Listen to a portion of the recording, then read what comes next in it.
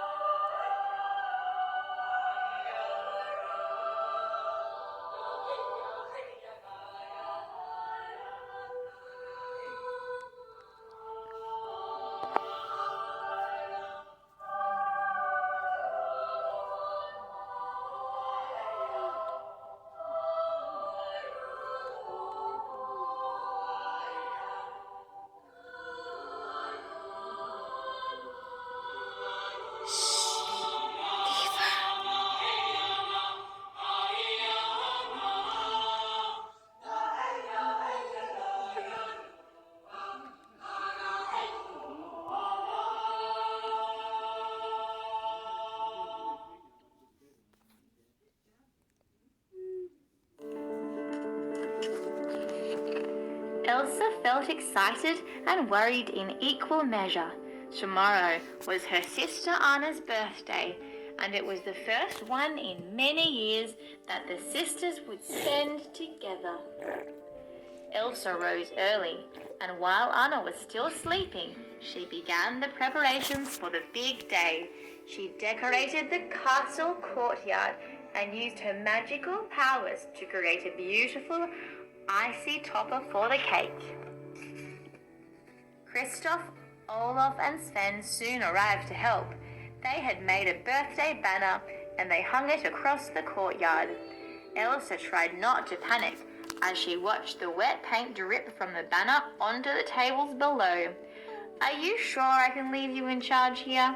Elsa asked Kristoff. "Absolutely," he replied. Elsa headed off to finish the decorations, but then she caught sight of Olaf sneaking a taste of the birthday cake. "Olaf, what are you doing?" she asked. "I'm not eating cake," said Olaf. Elsa leaned close to him. "It's for Anna," she said with a smile. Just then, the morning bells chimed, and Elsa hurried inside the castle to wake the birthday girl.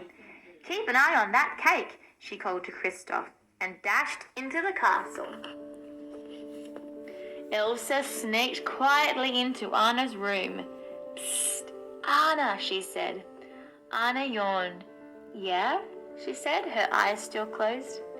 "It's your birthday," said Elsa. At first, Anna was too sleepy to realize that Elsa was saying, but then she sat straight up.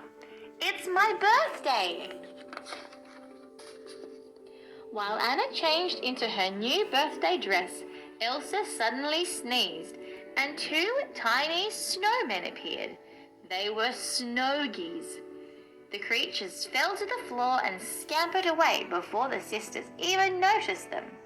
With a magical wave, Elsa added flowers to her own dress and ice sparkles to Anna's.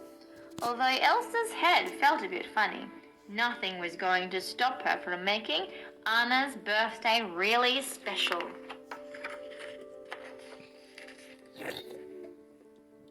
Next, it was time for Anna to find her presents. "Just follow the string," said Elsa, handing the end of it to her sister. Anna sprinted down the hall, eager to see where the string would lead her. Anna followed the string down the hallway and under some furniture. She quickened her pace until she ended up at a suit of armor, where she found a beautiful bracelet. Next, the string led to a cuckoo clock. But instead of a cuckoo, it had a tiny Olaf figure which shouted, "Summer!" every time the clock opened its doors. Next, there was a huge, delicious sandwich, and then a brand new family portrait. The sisters were having lots of fun, even though Elsa's sneezes were becoming more and more frequent. Anna was worried, but Elsa insisted that she was feeling fine. Neither of them noticed the tiny snowgies that continued to appear with each sneeze. Back in the courtyard, Kristoff and Sven were busy with the decorations when suddenly a group of the little snowgies appeared. They stared at the tiny snowmen in disbelief. The snowgies jumped all over the place and made the punch bowl topple over. Elsa was not going to like this. Olaf, on the other hand, was very excited to meet these new tiny friends. Achoo! Elsa sneezed again as she and Anna zipped down the stairs on Anna's new bicycle. By now, Anna was worried that Elsa had a cold. "I'm fine," Elsa said. Elsa had even more gifts for Anna outside the castle. They stopped at Oaken's kiosk, where its owner was busy having a sauna. Oaken gave Anna his softest cloak, then offered Elsa a cold remedy that he said was of his own invention. "No thanks," Elsa said, taking a deep breath of the steamy air. "We'll take it," said Anna. Anna's final present was at the top of the tall clock tower. "Now we climb," said Elsa. "You need to rest," said Anna. But Elsa insisted. Elsa grew more tired with every step. At the top, way up high, Elsa suddenly twirled feverishly and almost fell. Anna caught her poor sick sister. "You've got a fever. You're burning up," she said, determined to get her sister to rest. Meanwhile, more and more snowgies were arriving in the courtyard and causing chaos. One group knocked down the birthday banner, and Olaf had to rehang it. "All fixed," Olaf announced, putting up the last piece. A second group of snowgies headed for the birthday cake.